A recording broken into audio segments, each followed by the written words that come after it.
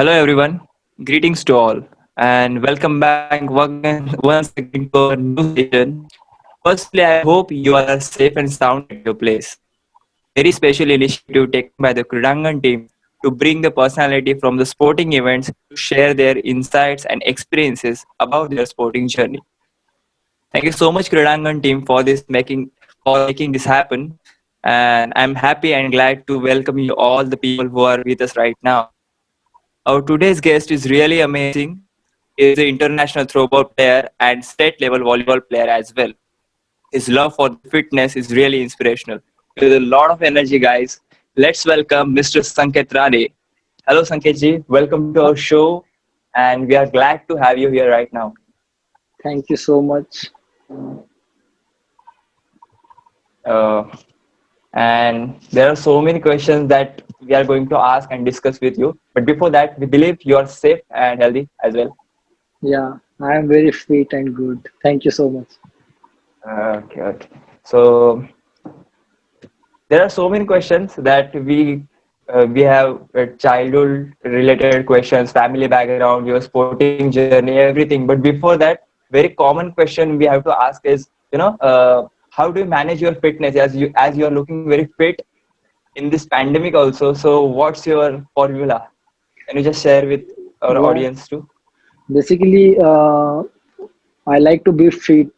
So कुछ भी हो जाए मैं मेरा वर्कआउट सेशन मिस नहीं करता फिर nowadays you all know gym shirt है तो most of the people's excuses देते हैं कि अभी मैं वर्कआउट कहाँ पे करूँ या Right. कोई स्पोर्ट्स नहीं खेल सकता हूँ सो ऐसे नहीं है बहुत सारे वर्कआउट्स है जो आप घर पे कर सकते हैं कुछ भी नहीं तो एक स्कीपिंग रोप लेके स्कीपिंग कर सकते हो या रनिंग कहाँ पे भी आप कर सकते हो Right. बिल्डिंग के स्टेप्स आप ऊपर नीचे कर सकते हो अगर आपको वर्कआउट करना है तो आप कर सकते हो सो यही Right. मेरा गोल था कि मैं घर पे ही करता था एटलीस्ट मैं खुद को डेली 45 मिनट्स तो देता था ये सिचुएशन में भी क्योंकि हम लोग को अभी सबको एटलीस्ट पता चला है कि अगर आप फिट हो तो ये सिचुएशन में आप अच्छे रह सकते हो Right. So home workout is the only option right now. Okay, so yes let's yes start. Yes yes We just want to know about yeah, thank you. We just want to know about your childhood and how you grew up. actually I was born in my native village Wangni. So I literally spent my whole school like there only. But मैं school में actually यहाँ पे था बदलापुर में था आदर्श विद्या मंदिर में so we used to travel by train so it was very enjoyable journey अच्छा लगता था ट्रेन से यहाँ वहाँ जाना और बहुत कुछ एक्सपीरियंस मैंने तभी से किया था like Yeah, you love to travel. I saw your social media post. Yes yes I do I love trekking travelling So everything I like exploring so are you belong to the family background, sporty family background, or know would you know like know to tell us about your family background? Yes, sure. Actually, my father is shopkeeper. He never been into the sports, but my cousin brother is playing kabaddi for Thane team so एक घर पे हमेशा ऐसे नहीं था कि कोई sports background से नहीं है तो फिर सपोर्ट नहीं था मुझे एक बैकग्राउंड से सपोर्ट थोड़ा था घर से सो एक बोलते हैं ना पुश में वहां से मुझे मिला थोड़ा सा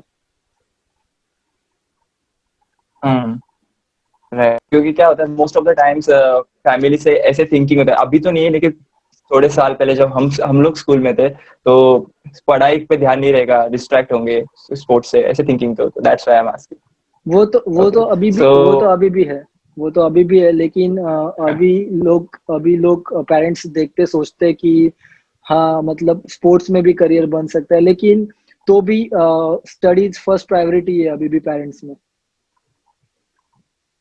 correct absolutely right sir so how did the idea of joining throw ball came to your mind actually it's a funny story मैं एक्चुअली मेरे स्कूल के नेटबॉल टीम में था मैं थ्रोबॉल टीम में नहीं था बट क्या नेट था बॉल मैं हाँ नेटबॉल बट जो नेटबॉल की हम लोग की स्कूल की टीम टीम थी वो उसमें से most of the players throwball वाले थे तो इवनिंग में हम लोग स्कूल के ग्राउंड में प्रैक्टिस करते थे। तो होता क्या था, जो थ्रोबॉल की प्लेयर्स नेटबॉल होने के कारण कभी कभी हम लोग फर्स्ट नेटबॉल की प्रैक्टिस करते थे और कभी कभी थ्रोबॉल की।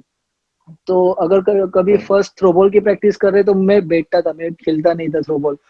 तो फिर ऐसे धीरे धीरे मुझे भी वो लोग बोलने लगे, अरे टाइम पास के लिए आजा खेल तू, ये वो। तो मैंने तभी से ऐसे नॉर्मली टाइम पास के लिए खेलना स्टार्ट किया था, बट मुझे अच्छा लगा, गेम थोड़ा इंटरेस्टिंग था। तो फिर मैंने धीरे धीरे स्लोली वो ज्वाइन किया। So your priority was the netball, and now you are the या international player of throwball. Amazing, yes yes amazing. Yes That's nice. And why do you choose? I mean, throwball. हमारे time पे हमारे नहीं अभी भी everyone wants to be a Sachin Tendulkar because cricket has more fan following and everything. या And that throw games, ball games are not preferable. Yes. So why do you choose that? Basically ये तो तभी भी था जब मैं school में था कि लाइक, और तभी तो थ्रोबॉल नया नया गेम था, उसे कोई जानते भी नहीं थे।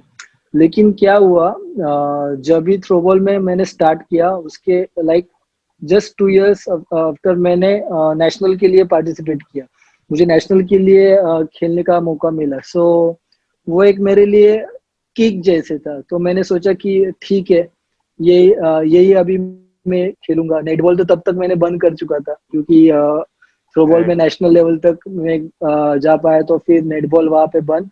और एक अच्छा गेम लगा मुझे कि टीम गेम था इसके वजह से।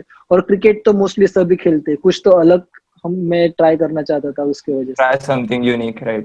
या नाइस नाइस नाइस। सो वॉलीबॉल भी आपने किया यूनिवर्सिटी लेवल पे, स्टेट यस। लेवल पे, यूनिवर्सिटी लेवल पे, तो वो कैसे ज्वाइन करें, मतलब उसकी प्रोसेस क्या थी? उसका भी एक छोटा स्टोरी है। हम लोग मुंबई में एक टूर्नामेंट होता है पार्ले महोत्सव करके। सो वहाँ पे क्या होता है, बहुत सारे इवेंट्स रहते हैं, बहुत सारे स्पोर्ट्स इवेंट्स रहते हैं, लेकिन उनका जो फाइनल रहता है उनका एक ही टाइम पे सब, एक ग्राउंड पे सब फाइनल चालू होते हैं। तो हम लोग ओके। थ्रोबॉल के फाइनल खेले जाते थे। हम लोग वहाँ पे कुछ रिपोर्टिंग टाइम थोड़ा जल्दी होने के कारण हम लोग जल्दी जाते थे। तो बाजू के कोर्ट में वॉलीबॉल के मैचेस चलते थे। तो हम लोग वो देखते थे, मेरे फ्रेंड जो थ्रोबॉल के थे वो देखते थे, और हम लोगों को वो गेम भी एक अच्छा मतलब स्पीडी गेम लगा तभी। तो मैंने सोचा कि ये भी ट्राई करते। तो फिर मैंने वॉलीबॉल तो आई थिंक मैंने 2013 में स्टार्ट किया था। उसका जर्नी इतना बड़ा नहीं है। और ओके। प्रोफेशनली मैंने मतलब कोच के अंडर खेलना 2015 में स्टार्ट किया, जब मैंने कॉलेज में एडमिशन लिया झुंझुनवाला घाटकोपर बस यूनिवर्सिटी में वॉलीबॉल खेलने के लिए।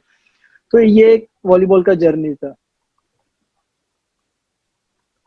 Netball, then you saw someone to play who is playing throw ball, then you join throw ball, फिर यस आपने देखा कि वॉलीबॉल खेल रहे, फिर volleyball. Amazing amazing. Yes. Okay.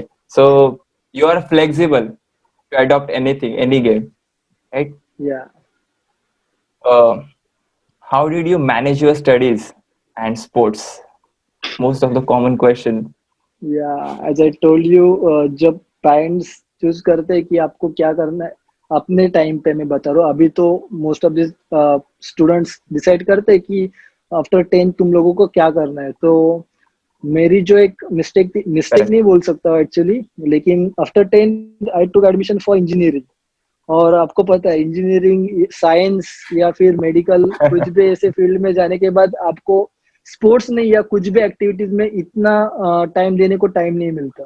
Time तो नहीं। फिर या Correct. तो फिर मैंने वो डिसीजन लिया, और मुझे लगा कि अभी खत्म सब, क्योंकि जब थ्रोबॉल के नेशनल्स होते हैं तो उनका एक डेट जो रहता था वो नवंबर या दिसंबर में होता था, और इंजीनियरिंग का एग्जाम का भी डेट सेम पीरियड में होता था। तो मैंने उसके वजह Clash से होते बहुत, रहे। यस, तो उसके वजह से मैंने बहुत सारे नेशनल्स मिस भी किए। तो वो मुझे बहुत बुरा लगा था, लेकिन उसके बाद मैंने फिर इंजीनियरिंग कंप्लीट किया, और खेलना था, बस खेलना था, इसके लिए मैंने झुंझुनवाला कॉलेज घाटकोपर में बस बाद में एडमिशन लिया, और वो भी डिग्री मैंने ली बीए की। Okay, that's nice, that's.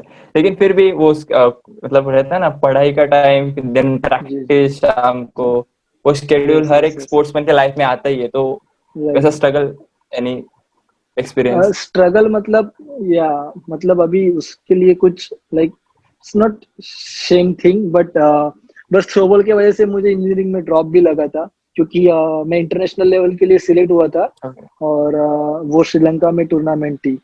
तो मैं तभी मुझे इंजीनियरिंग में, आई थिंक मैं सेकेंड ईयर में था, और मुझे तभी ड्रॉप भी लगा था।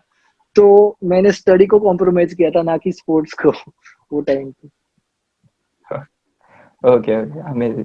सो एज वी नो कि मतलब फाइनेंशियल प्रॉब्लम्स एक नॉर्मल पर्सन के जर्नी में फाइनेंशियल प्रॉब्लम्स आते हैं, और स्पोर्ट्स में बेसिकली हम लोग जो प्राइवेट टूर्नामेंट्स खेलने जाते हैं तो वहां पर एंट्री फीस या फिर वहां तक जाने के लिए ट्रैवलिंग चार्जेस एवरीथिंग, तो वो पे करने के लिए, तो ऐसे रिलेटेड ऑब्स्टेकल्स या प्रॉब्लम्स को भी, क्योंकि मोस्ट ऑफ द प्लेयर्स मैंने देखे कि स्पॉन्सरशिप चाहिए यहाँ जाने के लिए, पैसे की कमी इसलिए नहीं जाने मिला ऐसे।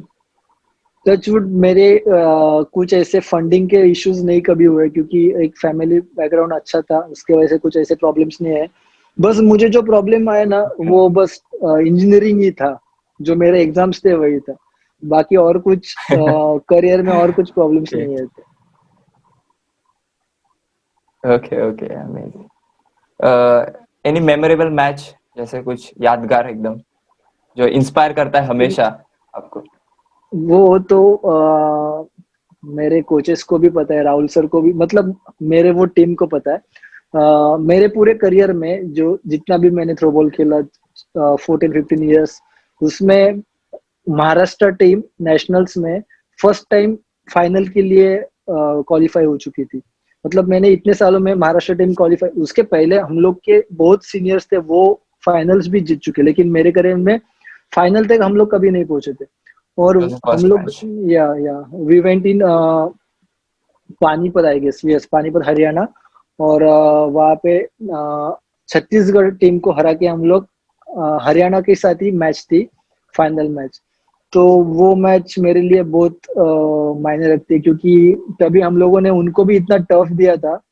क्योंकि हरियाणा टीम ऐसी टीम है जो लास्ट 6-7 ईयर्स से गोल्ड मेडल ला रही है नेशनल्स में, और छत्तीसगढ़ सिल्वर मेडल ला रही है। तो हम लोगों ने छत्तीसगढ़ को हरा के हरियाणा को भी 22-25 पॉइंट से हम लोग हारे थे, लेकिन जो मैच टफ हो चुकी थी वो उनको भी अभी याद रहेगा।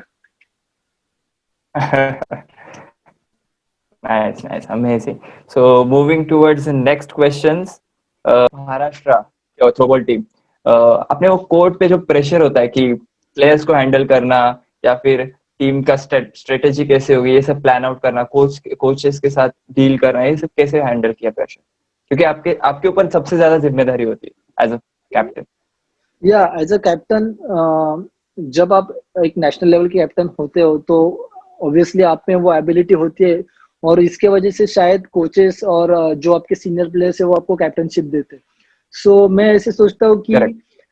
एक लेवल के बाद आपको उतना वो आप कैपेबल हो जाते हो कि वो प्रेशर शायद आप हैंडल कर पाए। लेकिन एज अ प्लेयर में कितना भी खेलूं या कितना भी एक्सपीरियंस लाऊं, तो नेशनल्स में या इंटरनेशनल्स में जब फाइनल या सेमीफाइनल मैच होती है, सामने वाला टीम अपने अपने को अपने से तगड़ा होता है, तब एक छोटा सा प्रेशर रहता ही है। तो फिर वो करेक्ट। प्रेशर के लिए हम लोग अपने फेस पे ऐसा नहीं, एज अ कैप्टन ऐसा नहीं दिखा सकते कि मैं डर गया हूँ, क्योंकि मुझे मेरे टीम को साथ लेके जाना होता है। अगर मैं ही डर गया हूँ, ऐसे मुझे टीम को पता चला, तो शायद वो भी डीमोटिवेट हो जाए मेरे से। इसके लिए खुद उनको चेयरअप करना पड़ता है, या फिर एज अ कैप्टन अपने को वो सब देखना पड़ता है। तो उतना मतलब चलता है। और दूसरी बात ऐसे कि ऐसे नहीं कि आप कैप्टन बन गए मतलब सामने वाला टीम या कुछ भी, आप ओवर कॉन्फिडेंस में नहीं चल सकते। आपको रहना ही पड़ेगा, थोड़ा सा डर के रहना पड़ेगा। अगर आप बोलेंगे कुछ नहीं होता मुझे, तो फिर आपको एक्सपीरियंस आ जाता है। लेकिन वो जो थोड़ा सा डर रहता है उसका परफॉर्मेंस पे कुछ इम्पैक्ट आता है, मतलब लाइक? नहीं, एक्चुअली उसका परफॉर्मेंस पे इम्पैक्ट नहीं आता, क्योंकि ना वो डर वो वाला रहता है जो एग्जाम के पहले क्वेश्चन पेपर हाथ में आने के पहले होता है। अगर आपने स्टडी अच्छा किया हो तो कुछ बात नहीं है, करेक्ट। लेकिन तो भी वो स्टूडेंट को वो जो डर रहता है ना, वो होता है, या कुछ भी हो जाए, वो एक छोटा वाला डर रहता है। लेकिन जब मैच स्टार्ट होती है ना, तो उसके बाद वो डर चला जाता है, क्योंकि उसके बाद क्योंकि आपके मोस्ट ऑफ दिमाग द में बस क्योंकि मोस्ट ऑफ द कैप्टन्स मैंने ऐसे देखे जो कैप्टनशिप छोड़ चुके हैं जस्ट बिकॉज वो प्रेशर हैंडल करना या फिर एक्चुअल परफॉर्मेंस जो है वो नहीं दे पाते वो प्रेशर की वजह से, so that's why I am actually asking. Actually players में ऐसे होता है कि कैप्टनशिप आने के बाद एक कंधे पे एक लाइक एक होता है कि अपने टीम को जिताना है, या फिर जिम्मेदारी होती है। सो वो उसके वजह से शायद बहुत सारे कैप्टन ऐसे होते हैं उनका गेम नहीं चल पाता। लेकिन अगर आपके आपके टीम के ऊपर पूरा भरोसा रहेगा और अगर आपकी टीम ने आपको साथ दिया तभी, तो फिर सक्सेस है ही। इसके लिए बस आपको ही अच्छा खेलना है ऐसे नहीं है, टीम गेम में टीम को भी खेलना जरूरी है, और वो कैप्टन की जिम्मेदारी है कि एक कोऑर्डिनेशन. नॉर्मल प्लेयर को भी आप कैसे अच्छे से खिला सकते हैं। Correct. So according to you what are the qualities जो कैप्टन के पास होनी चाहिए? अकॉर्डिंग टू मी कैप्टन के पास सबसे एक अच्छा सबसे एक क्वालिटी ऐसी है जो होनी चाहिए और सब प्लेयर्स में होनी चाहिए, जो नेवर गिव अप। क्योंकि कैप्टन ही ऐसे मैच में एक प्लेयर रहता है जो सबको लेके चलता है। और कभी कभी क्या होता है, सामने वाली टीम बहुत पॉइंट से लीड में होती है, तो एक अंदर से एक फीलिंग आती है कि अभी तो मैच हार गए हम लोग। लेकिन ऐसे राइट. बहुत सारे एग्जांपल्स है, not only in throw ball but बहुत सारे गेम्स में ऐसे एग्जांपल्स है जहाँ पे लिटरली सेट पॉइंट पे रह के भी आपने 7-8 पॉइंट्स की लीड जो रहती है वो कवर करके मैच जीता है वो।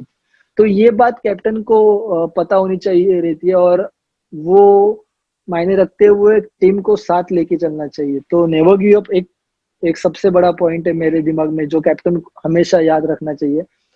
और बाकी तो मोस्टली जब आप एक कैप्टन होते हो तो आपके पास वो एबिलिटी होती ही है।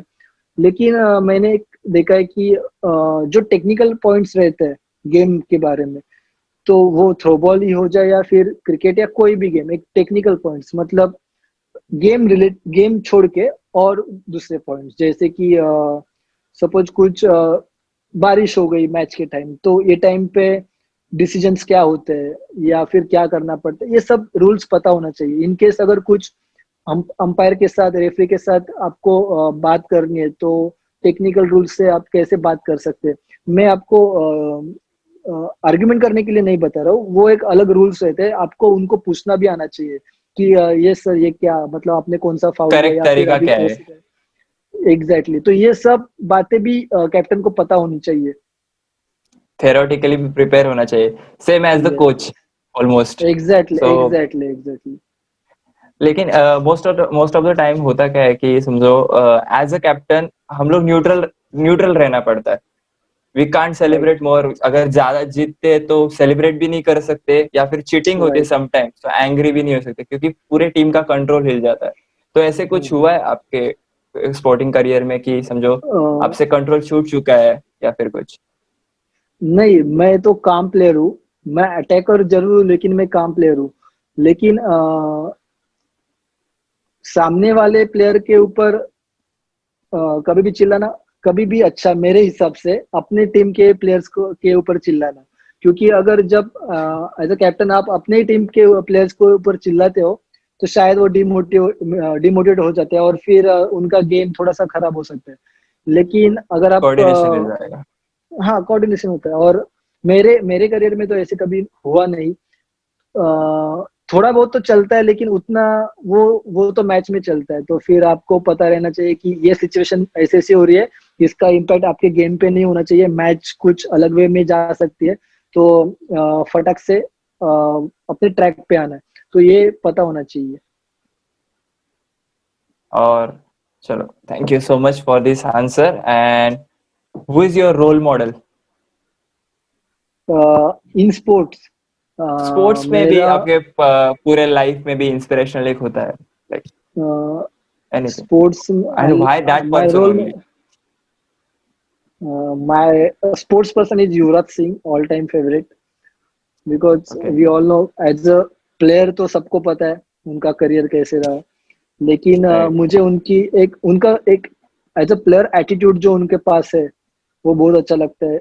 लाइक साइलेंट प्लेयर है, कुछ ज्यादा बक बक नहीं करते, गेम से राइट, दिखाते, राइट। जो भी रहते हैं वो गेम से दिखाते। सामने वाला परफॉर्मेंस। आपको सिक्स सिक्स 6 छक्के का आपको वो याद रहेगा, युवराज सिंह का एवरीबॉडी बॉल। Knows, every Indian should know yeah that. तो उनसे सीखने का ये बात है कि बॉलर ने उसको कुछ तो किया रहेगा उसको, तो वो बॉलर को उसने मुंह से नहीं बात किया, उसने उसने बैट से बात किया और उसकी दिखा दी परफॉर्मेंस है। उसने। या तो हमें भी कोई राइट, सामने वाला या कोई भी कुछ बोले ना, तो मैं अभी स्पोर्ट्स में बता रहा हूँ, तो हमें भी स्पोर्ट्स में अपने गेम से उसको रिप्लाई देना आना चाहिए, ना कि मुंह से। बातें तो सब करते हैं राइट, लेकिन राइट, गेम करना चाहिए। और मैं अभी बिजनेस बैकग्राउंड से हूँ, तो मुझे रतन टाटा भी एक रोल मॉडल है मेरे लिए, क्योंकि राइट। अ, या रिचेस और वो लाइक इतना रिच होने के बाद भी वो रिचेस्ट पर्सन में नहीं आते, क्योंकि उनका आपने देखा होगा कि सबसे ज्यादा जो डोनेट करते हैं वो इंडिया डोनेशंस। या वो करते हैं। तो मतलब उनसे ये सीखने को मिलता है हमें कि बस पैसा कमाना है, अब नहीं ये जरूरतमंद को देना भी है। तो ये दो मेरे रोल मॉडल्स है। Correct. Amazing, absolutely right sir. I agree with you.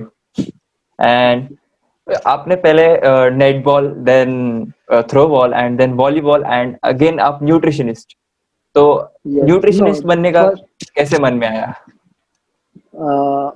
First throw netball, then throw ball, then engineering, then volleyball, then okay. BA, then nutritionist. So correct. एक स्टडी की हॉबी बन गई थी, और as a sports player I like to be fit. Okay, so क्या होता था, off season होता था, जैसे कि मानसून या फिर अप्रैल और मई, ये मंथ्स में प्रैक्टिस करने के लिए ग्राउंड्स अवेलेबल होते थे, लेकिन मानसून में कोई टीम नहीं मिलता था। तो फिर मैंने क्या किया, जस्ट 10 के बाद जिम भी स्टार्ट किया था, स्लोली स्लोली। तो कुछ सालों के बाद, लाइक 2-3 इयर्स के बाद, मुझे पता चला कि बस वर्कआउट या बस खेलने से कुछ नहीं होने वाला। सो आपको आपके न्यूट्रिशन पे ध्यान देना चाहिए, डाइट के ऊपर ध्यान देना चाहिए। अगर डाइट नहीं रहेगा तो आप कितना भी मेहनत करोगे, आपका बॉडी रिस्पॉन्स नहीं करने वाली। सो मैंने उसका पहले इंटरनेट पे, या मेरे जो जिम के ट्रेनर्स थे, या जो सीनियर्स प्लेयर्स थे, उनके उनके पास से उनका नॉलेज लिया कि क्या क्या करना चाहिए, क्या क्या करना चाहिए। मैंने खुद ने इंटरनेट पे, फोन पे देखा था, ये पढ़ा था कि ऐसे ऐसे बातें रहती है जो, और वो पढ़ते पढ़ते मुझे वो इंटरेस्टिंग लगा। तो मैंने सोचा कि इसके ऊपर थोड़ा डिटेल्स में स्टडी होना चाहिए, क्योंकि फ्यूचर में हम लोग सबको पता है कि फिटनेस ही, अभी भी आप देख सकते हो, फिटनेस ही सबसे इम्पोर्टेंट है। आपके पास कितना भी पैसा हो ज्यादा जाए, इम्पोर्टेंट है। आपको आपको अगर हॉस्पिटल में बेड ही नहीं मिलने वाला, तो आपके पैसे की कुछ वैल्यू नहीं होगी। तो अगर फिट रहोगे, करेक्ट। अच्छा डाइट करोगे, अच्छा न्यूट्रिशन रहेगा, तो ये सोच के मैंने न्यूट्रिशन की स्टडी की, ताकि मैं absolutely right sports sir. Player की भी, और स्पोर्ट्स प्लेयर की और बाकी ओके, मतलब ऐसे प्लेयर्स को भी सपोर्ट करूं। तो जो भी स्पोर्ट्स में करियर करना चाहते हैं, जो अभी देख रहे हैं हमें, जो भी स्पोर्ट्स में करियर करना चाहते हैं, उनके लिए सबसे इम्पोर्टेंट पॉइंट है, बट स्टूडेंट्स प्रैक्टिस पे ध्यान देते हैं लेकिन न्यूट्रिशन पे ध्यान नहीं देते। न्यूट्रिशन भी उतना ही इम्पोर्टेंट है। राइट। बहुत amazing. Important role so so many of the people thinks that कि फैट्स आर बैड, कि हम लोग फैट्स इंटेक करना मतलब गलत है। वी नीड करता only proteins. So what do you think about that? Can you just throw some light on that topic? Yeah, sure. See, fat is not bad. Like we are talking dietary fat. Let me clear this. Dietary fat, it means your ghee, your butter, your जो हम लोग oil खाते हैं सब्जी में, या कुछ भी फ्राई करके ऑयल, या ये जो डाइटरी फैट है, ये भी इम्पोर्टेंट। और जो ह्यूमन बॉडी है, it's all about made by protein only, अपने हेयर से लेके बोन से मसल। सो ये एक मिथ है हम लोग के सबके मन में कि प्रोटीन ही इंपॉर्टेंट है, प्रोटीन से ही सब कुछ होगा, मसल होगा, ये होगा, वो होगा। लेकिन ऐसे नहीं है, फैट, डाइटरी फैट भी इंपॉर्टेंट है, लेकिन एक पर्टिकुलर लिमिट में भी वो जरूरी है। और पता भी होना चाहिए कि हर एक बॉडी के ऊपर उसका, मतलब आपके बॉडी के लिए अलग ग्राम डाइटरी फैट लगेगा, मेरे लिए अलग रहेगा, वैसे ही प्रोटीन का है। तो आपकी ब्रेन फंक्शनिंग है, या फिर जॉइनिंग सपोर्टिंग रोल है, आरबीसी रेड ब्लड प्रोडक्शन से, ये सब में फैट इंपॉर्टेंट है। ये सब में जो फैट रोल करता है वो अलग है, और प्रोटीन का रोल भी अलग है। प्रोटीन आपको मसल्स रिकवरी के लिए, मसल बिल्डिंग के लिए जो टिश्यू रहते हैं वो रिकवरी के लिए मदद करते हैं, और फैट का फंक्शनिंग अलग है। सो दोनों इंपॉर्टेंट है उसके लिए। उसके साथ साथ मैं करेक्ट ये भी करेक्ट। बताऊंगा सो कि जो भी देख। फैट फैट और प्रोटीन जैसे इंपॉर्टेंट है, वैसे कार्ब्स भी इंपॉर्टेंट है। क्योंकि अभी आप बहुत सारे लोग देखते हैं कि कार्ब्स नहीं खाते, तो carbs it's rich in glucose. So आप जो हम लोग अभी बात कर रहे हैं, या हम लोग खेलते हैं या कुछ भी करते हैं, वॉक करते हैं, रनिंग करते हैं, तो इसके लिए जो एनर्जी रहती है, एनर्जी एज इन जो ग्लूकोज मिलता है हम हमारे बॉडी को, तो वो कार्ब से ही मिलता है। अभी वो बात अलग है कि बॉडी हर एक सिचुएशन के ऊपर डिपेंड करती है, प्रोटीन से भी कन्वर्ट करे, फैट से भी कन्वर्ट करे। लेकिन मैं सिंपल चीज बताऊंगा, जो आप हम लोग कार्ब्स खाते हैं उसका एनर्जी फटाक से अपनी बॉडी ग्लूकोज में कन्वर्ट करके अपने को देती है। तो कार्ब्स भी बहुत इंपॉर्टेंट रोल करते हैं। ये तीनों चीजें बॉडी को इम्पोर्टेंट है। मोस्टली जो न्यू जिम जॉइनर्स होते हैं वो माइंडसेट रखते हैं कि राइस नहीं खाना, मुझे सिर्फ है प्रोटीन चाहिए एवरीथिंग, एंड छोड़ देते हैं खाना जो नॉर्मली जरूरी है। सो जो भी ऑडियंस देख रही है, चाहे वो जिम जॉइनर्स हो या फिर कोई भी स्टूडेंट, स्पोर्ट्स पर्सन या फिर नॉर्मल ऑडियंस, तो उनके उनके लिए बताना चाहता हूँ कि carbohydrates, fats, minerals, everything is important as sir said. Yes, so to take all the intake, बस उसका रेशो अलग अलग है। Am I right sir? Exactly, exactly. हर एक बॉडी के ऊपर उसका रेशो आता है, वो कैलकुलेशन से होता है। तो वो आपको पता होना चाहिए कि मुझे कार्ब्स कितने लोड करने हैं, फैट्स कितना चाहिए और प्रोटीन कितना चाहिए।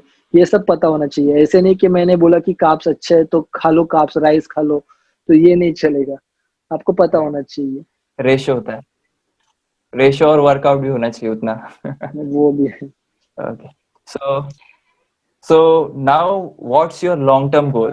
Because netball, then throw ball, then engineering BA, then volleyball, and now nutritionist. So now what's your final long-term goal? सी मैंने तो अभी तो ऐसे कुछ डिसाइड नहीं किया कि मैं आगे जाके क्या करने वाला हूँ। बिकॉज मेरे माइंड में हमेशा प्लान चेंज होते आ रहे हैं। जो मुझे अच्छा लगा वो मैं करता आ रहा हूँ। लेकिन तभी भी मुझे एक करना है कि लाइक स्पोर्ट्स के लिए अपने साइड में कुछ तो करना है। लाइक हमारे यहाँ पे स्पोर्ट्स को इतना अभी भी वैल्यू नहीं दे रहे।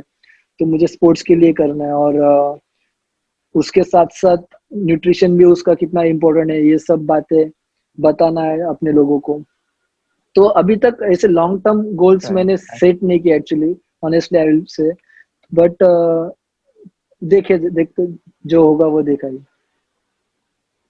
और most of the people thinks that कि मतलब एक डिसाइड किया तो वही करना चाहिए, ऐसे नहीं। कभी कभी एज के साथ मैच्योरिटी आ जाती है तो फिर डिसीजंस बच्चों के चेंज हो सकते हैं। सो हमें उनको लाइक सपोर्ट करना चाहिए, राइट? एग्जैक्टली, एब्सोल्युटली ऐसे बहुत सारे सर। बिजनेसमैन है जो अबाउ एज लाइक 50, 55, 60 के आगे जाने के बाद उन्होंने बहुत सारे लाइक आपको मैकडी, अभी मैकडी, डोमिनोज हुआ, या फिर एप्पल, माइक्रोसॉफ्ट, ये सब जो भी जिनके भी ओनर्स है, आप उनका हिस्ट्री थोड़ा चेक कीजिए। उन्होंने पहले से डिसाइड नहीं किया था मुझे ये करना है, मुझे वो करना है। लेकिन राइट राइट। या बस एक होता है टाइम, वो आने के बाद आपको पता चलता है कि अभी यही करना है। Correct correct. ओके। सो वो आपने अभी जैसे बताया कि इंडिया में स्पोर्ट्स के लिए अवेयरनेस नहीं है उतना, जो मैंने मोस्ट ऑफ द ऑर्गेनाइजेशन में सुना है, मतलब ऑडियंस को भी पता है कि कंपटीशन की वजह से या फिर पार्शियलिटी वी कैन से, हमारे जो मेन टैलेंट है वो सबके सामने नहीं आ रहा इंडिया का एट इंटरनेशनल लेवल और वर्ल्ड लेवल।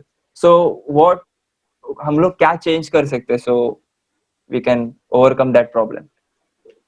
सबसे पहले इंडिया में हम लोगों को ये करना चाहिए कि स्पोर्ट्स को वैल्यू देना चाहिए। इट्स लाइक अभी हम लोगों की जो एजुकेशन सिस्टम है उसमें जो स्पोर्ट्स को जितना कोटा मिलता है, लाइक 3% या जो भी वैल्यू मिलती है एडमिशन के टाइम, वो बहुत कम है मेरे हिसाब से। उसको उतना वैल्यू मिलना चाहिए, तब जाके स्कूल लेवल से ही प्लेयर्स बनेंगे।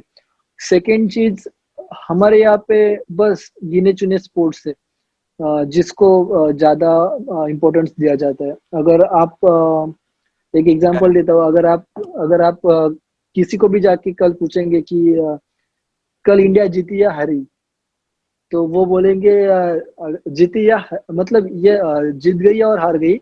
अगर क्रिकेट की मैच नहीं रहेगी तो बोलेंगे कल मैच थी या फिर मुझे पता नहीं। मतलब मुझे ये बताना है एक्चुअली कि इंडिया मतलब क्रिकेट, इंडिया मतलब क्रिकेट टीम, Right. इंडिया मतलब कोई और टीम पार्टिसिपेट करती नहीं। तो ये ऐसे नहीं है, इंडिया मतलब सब टीम जाते हैं। तो लोगों को ये बात अपने मेंटेलिटी से सेट करना पड़ेगा कि और भी स्पोर्ट्स इंडिया में उनको भी वैल्यू देना चाहिए। See I am not hater of cricket, Correct. But जो है वो अभी हम लोग देखते हैं, और उसके वजह से शायद हम लोग कॉमनवेल्थ या ओलंपिक्स में मेडल्स नहीं ले पाते। चाइना क्रिकेट में नहीं है, Right. Japan Right. क्रिकेट में नहीं है, मतलब ऐसे बहुत सारे कंट्रीज है जो क्रिकेट में अच्छे नहीं है, यूएसए क्रिकेट में नहीं है, लेकिन वो ओलंपिक्स में मेडल्स लाते हैं। हम लोग क्रिकेट में आगे है, अच्छा है, वो बात भी अच्छा है, लाइक टॉप क्रिकेटर टीम में हम लोग है। लेकिन बाकी स्पोर्ट्स तभी आगे बढ़ेंगे जब स्कूल लेवल, कॉलेज लेवल से उनको वैल्यू दिया जाएगा। Correct. Correct. Absolutely right, sir. And how can the proper nutrition help us to fight this pandemic situation? एक proper nutrition कैसे help सी करेगा हमें? we all know that our immunity system is very important for this, like Covid हुआ या फिर कोई भी viral infection हो जाए, लाइक कफ, कोल्ड, तो हमारी बॉडी का जो इम्यूनिटी सिस्टम है वो बहुत रोल करता है उसमें। ये तो अभी सबको पता है, व्हाट्सएप या सोशल मीडिया से इम्यूनिटी इम्यूनिटी इम्यूनिटी। बट वो कैसे होगा, तो वो आपको प्रॉपर प्रॉपर न्यूट्रिशन से होगा। आप अगर प्रॉपर वेजिटेबल्स खा रहे हो, प्रॉपर मिनरल्स विटामिन्स आपके अच्छे, वो तो ऑब्वियसली वेजिटेबल से मिलने वाला है। नॉन वेज सोर्स भी है, एग्स है, मिल्क है, इनसे भी मिलता है।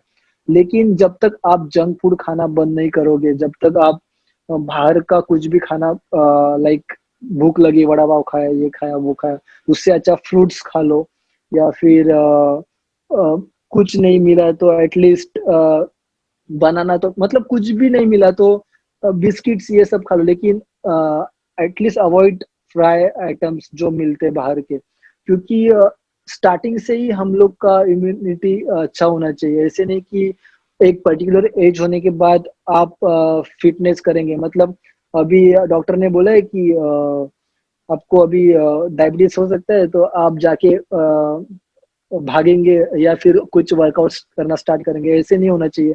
हमें हमेशा फिट रहना चाहिए, और उसके लिए न्यूट्रिशन बहुत इंपॉर्टेंट है। लोग अभी क्या करते हैं, पहले बहुत खा लेते हैं, उसके बाद 90-100 केजेस बन जाता है, उसके बाद फिर उनको लगता है नहीं मुझे कम करना पड़ेगा। तो ये सब गलत बात है। आप हमेशा फिट रहना चाहिए, और उसके लिए न्यूट्रिशन आपका बहुत अच्छा होना बहुत जरूरी है। विटामिन मिनरल्स ये बहुत अच्छा रोल करती है। तो अभी न्यूट्रिशन में आपको विटामिन सी रिच फूड लेना जरूरी है, जो वेजिटेबल्स में मिलेगा, फ्रूट्स में मिलेगा। फ्रूट्स में आपको मौसम्बी, ऑरेंज या पाइनएप्पल हुआ, कीवी, ऐसे जो विटामिन सी रिच फूड है वो आपको ज्यादा कंज्यूम करना चाहिए। एग्स अच्छा है, उसमें जिंक, मैग्नीज, ऐसे मिनरल्स है जो बीट्स करते हैं ऐसे सब वायरल इन्फेक्शंस को। तो ये ऐसे नहीं कि बस कोविड के लिए आपको ध्यान देना है, ये बात को आप हमेशा ऐसी लाइफस्टाइल बना लो। हमेशा क्योंकि के लिए। ये या क्योंकि ये हमेशा ऐसे ही होने वाला है। अब ऐसे नहीं कि कोविड खत्म होने के बाद कुछ नहीं होने वाला, कुछ ना कुछ आने वाला है। हम लोग ने most of the body builders या फिर जो भी फिजिक होती है अच्छी, उनके डाइट प्लान में देखा है कि चीट मिल एक कंसेप्ट होता है। तो हम्म। एग्जैक्टली वो क्या होता है cheat meal? Cheat cheat meal एक कैसे पता है, जब भी आप जिम ज्वाइन करते हो या प्रोफेशनली आप जब डाइट किसी न्यूट्रिशनिस्ट के पास या डाइटिशियंस के पास डाइट लेते हो, और उसके पहले जो आपकी लाइफस्टाइल होती है वो बहुत अलग होती है, और सडन आप जब चेंज करते हो तो आपको शायद वो होता नहीं। लाइक अगर कोई एक पर्सन है और वो रोज राइस खाता है, रोज उसको 3 कप चाय पीने की या कॉफी पीने की आदत होती है, तो फिर सडनली अगर मैंने उसके डाइट से ये सब निकाल दिया तो शायद वो डाइट करना ही छोड़ देगा। तो फिर करेक्ट। डाइटिशियन हमेशा ये सोच के स्लोली स्लोली कम करता है, और कम करने के बाद भी जो क्रेविंग रहती है वो आदमी की कभी नहीं जाती, क्योंकि मैं अभी इतना स्ट्रिक्ट डाइट भी फॉलो करता हूँ, तो भी मैं कभी पानी पूरी वाला देखूंगा या पिज्जा कोई खा रहा होगा तो कुछ या कुछ भी खा रहा होगा तो मुझे भी क्रेविंग होती है, मुझे भी खाने का मन होता है। तो एक साइकोलॉजी मैटर करती है। अगर आप देख रहे हो और खा नहीं पा रहे हो तो आपका जो एक माइंड होता है वो सेटिस्फाइड नहीं होता, और वो साइकोलॉजी अपने हार्मोन्स के थ्रू ऐसे मैटर करती है। अगर आप कितना भी स्ट्रिक्ट डाइट कर रहे हो तो फिर वो शायद उतना रिजल्ट नहीं दे पाएगी। तो आप हमेशा हैप्पी रहना चाहिए, एक हैप्पी हार्मोन बॉडी प्रोड्यूस करती रहती है, तो उसके करेक्ट। लिए आपको जो अच्छा लगे वो खाना चाहिए। तो पूरे दिन में पूरे वीक में एक दिन एक मील, ना कि पूरे दिन। अगर आपको मैंने सैटरडे को चीट मील बोला है तो सैटरडे को आप लंच के लिए या फिर इवनिंग में डिनर के लिए या ब्रेकफास्ट में आपको जो अच्छा लगेगा वो आप खा सकते हैं। तो एक मील खा सकते हैं, ना कि पूरा दिन आपको खाना है। वो भी वो पॉइंट के लिए कि एक हैप्पी हार्मोन प्रोडक्शन होता है, तो उसके उसके वजह से बाकी सब रिजल्ट जो होता है वो अच्छा होता है। ये चीट मील की कंसेप्ट है, राइट। बाकी कुछ नहीं।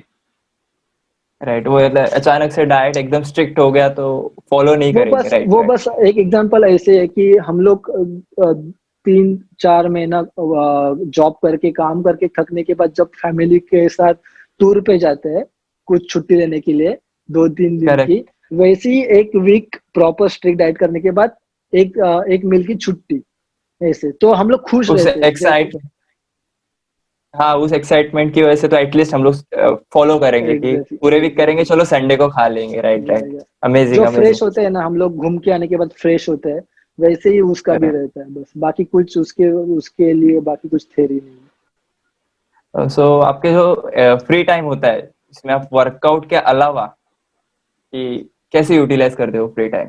Like I saw so many social media post that you love to travel. है। यस। सो या टेल मी मैं समथिंग अबाउट। ट्रैवलिंग ट्रैवलिंग पे जाता हूँ वैसे। ट्रेकिंग मुझे बहुत अच्छा लगता है, तो मैं वो एक्सप्लोर करता हूँ। मुझे हिस्टोरिकल प्लेसेस बहुत अच्छे लगते हैं, तो मैं ट्रैवल वो तो ट्रैवल में आ गया। उसके अलावा लाइक ड्राइंग स्केचिंग मुझे अच्छा लगता है, तो स्केचिंग मैं कभी कभी करता हूँ। और अभी लॉकडाउन स्टार्ट होने के बाद मुझे फ्लूट सीखना था, तो टाइम नहीं मिल रहा था, तो मैंने ये लॉकडाउन में फ्लूट भी सीखना स्टार्ट किया। और अभी 4-5 मंथ्स हो गए मैं वो सीख रहा हूँ। तो जो भी जब भी टाइम मिलता है तो मैं कुछ नया सीखने की ट्राई करता यू आर जस्ट वर्सेटाइल। हूँ। Thank you. I can't hear, am I audible to you?